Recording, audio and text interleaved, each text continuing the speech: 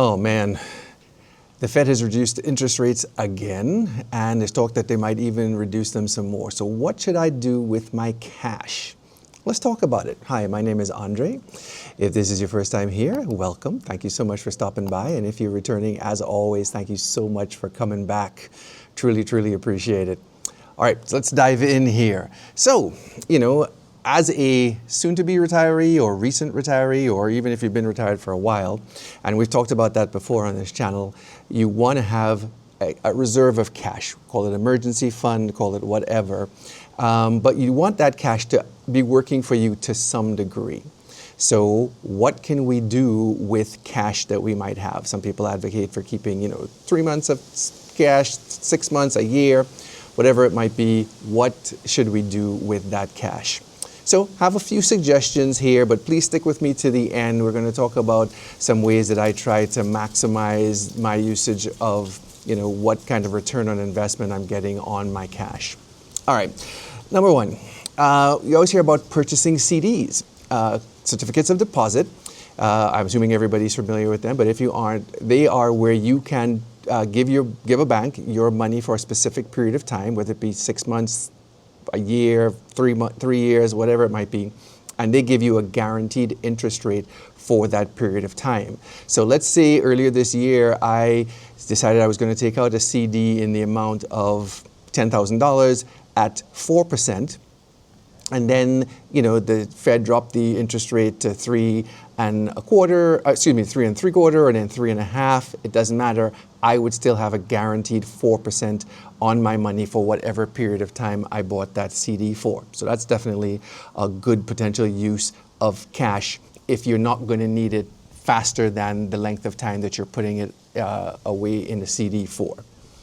I can also choose to invest in my IRA or Roth IRA or up my contributions to my 401k. So if I've got some cash that I'm sitting on hey, I haven't done my IRA contribution or Roth IRA contribution for the year.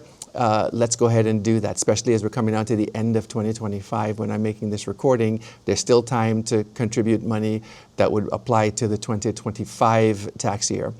So that's certainly something that one wants to consider in terms of taking some quote-unquote excess cash and putting that into our retirement funds for future use.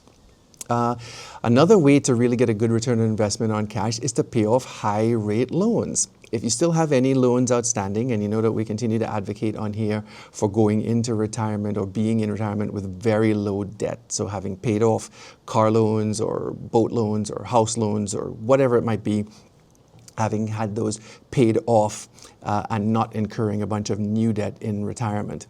But if you are right now finding where you're not quite there yet, you still have tuition for your kids that you've got to pay off, or that house remodel that you did or whatever, taking some of the cash and working it towards getting that taken care of is definitely a good use of your cash, especially if you're paying a higher rate of interest. So for example, if you're getting 2 or 3% from your bank, but you're paying 12 or 13% on a loan that you took out, a much better use of your cash is to pay some of that off, if not all of it off. You're going to get effectively a 12 or 13% return on your money instead of a 2 or 3% there. Now, for some of the other things that I want us to possibly consider. Try a new bank. Many of us have for many years, and I'm going to give you an example here with my parents in a second, but for many years, we had money in a bank that we've been banking with. I mean, I just looked the other day and we've been with our credit union for over 20 years. I've been using the same, mechanism of managing money for many years. But if I look at the interest rate that they pay on their savings account, it is literally 0.1%. So that means that any money that I have in a savings account there is making a whopping 0.1% per year. And that's not a very good use of their money in the current interest rate climate. Many other banks, and you'll hear people talk about a high yield savings account, offer, especially a lot of the online banks, offer a considerably larger interest rate. I currently have money in a bank called SoFi, and they are currently paying 3.8% interest. but there's also Ally Bank and Discover Bank and lots of other banks that are paying, considerably more than 0.1%. So if I had $10,000 and I was paying me 0.1%, my $10,000 would get me a whopping $10 for the whole year. But if I were making 3.8%, I would get $380 in interest. So 380 versus 10, yeah, you can see the difference there. So absolutely something to consider is putting your money, just simply looking at a new bank that will give you more interest if you're just going to keep your money in savings. Now, I'm offering these kinds of options here because we're talking about cash, money that you want to keep easily available. So you will not hear in here talking about, oh, go invest the money in, whatever it might be, NVIDIA or Amazon or Microsoft or whatever have you, because that money is, subject to being up and down with the market, and it might be down at some point 2 months from now or 3 months from now where I need cash for some unexpected expense that came up. You really want to put your money into situations where it is easily available. And something else to take into account is thinking about trying out a new brokerage account. Now, what's the difference between a brokerage and a bank? Within a brokerage, you can buy investments, but in many of them, they keep their what they call sweep accounts. You just leave the money where it is not yet invested, and they pay higher amounts of interest. I am currently have some money in a company called moomoo. Think of like Charles Schwab and Vanguard and TD Ameritrade and all kinds of things. It's a stockbroker account, but their sweep account is currently paying, I think, 3.6%. So I can leave money in there. It's not invested in the stock market, but it is getting me a relatively high rate of interest. So that is something to be doing there. But now, here's the thing that I really want to get into that I've been doing for the last few years that is I found very helpful. Many banks and brokerage companies will give you a bonus, a welcome bonus for trying out their services. So you go to sign up with XYZ Bank and they say, well, if you will, move some of your money over to us and leave it with us for 2 months or 3 months or whatever, in addition to the interest rate that we are giving you, we will give you a bonus for trying us out, a welcome bonus. So for example, you may go to Joe's Bank, I'm just making up a name here because there are a number of different banks that offer these, and say, okay, they'll say, deposit $5,000 with us and leave it with us for a minimum of 90 days, 3 months. And in addition to whatever interest rate they're paying, we will give you a $200 bonus on top of that.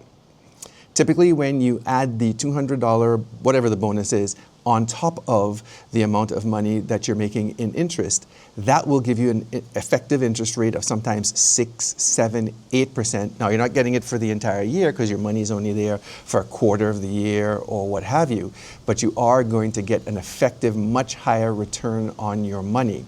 And I do that, fairly regularly, you're trying out new banks. Like I said, we started with our credit union, which we continue to maintain, but I did that when I moved over to SoFi.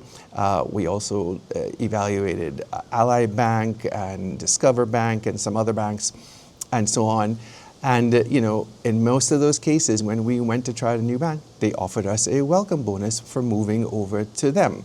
Now, we didn't stay with all of the banks. Sometimes we found, I don't like this as much. It doesn't do this as well. But we have moved quite a bit of our resources over to SoFi, as an example, because we find that they're very efficient. If I need to move money back and forth, they typically do it in a day, or certainly the money shows up by the next day. I can use them for bill paying, and they pay a high rate of interest, and so on. So definitely something to consider. And many of them also offer referrals, so I'm going to put some referrals in the show notes down below of the different banks that I have used and that I am pleased with, and they may be offering you a bonus if you decided to move over and do your banking with them. So just wanted to give you some ideas of what you can do with some cash that you might have sitting around that's not making as much money, as much interest as it used to. It can be done still in this current climate. Interest rates obviously are subject to change. So, it might be here today and there tomorrow. But while they're still here, I'm doing my best to try and maximize the return on investment of my cash. All right, that's what I wanted to talk about today. Thank you so much for coming by. Always, always appreciate it. If you have not yet subscribed, I ask that you subscribe as we continue to try to grow the channel. If this was information that was of value to you, I ask that you give me a like. And if you know anybody else who can benefit from this information, please go ahead and share that with them. And of course, I always like to hear, what else are you doing? What banks are you working with? What other strategies do you have that you're using for your short-term cash needs? Please post a comment down below, as I would love to hear what it is, and I'm sure the rest of our community would love to have that shared with them as well. All right, that's what I wanted to cover today. As always, thank you so much for stopping by, and as always, in Elite Times.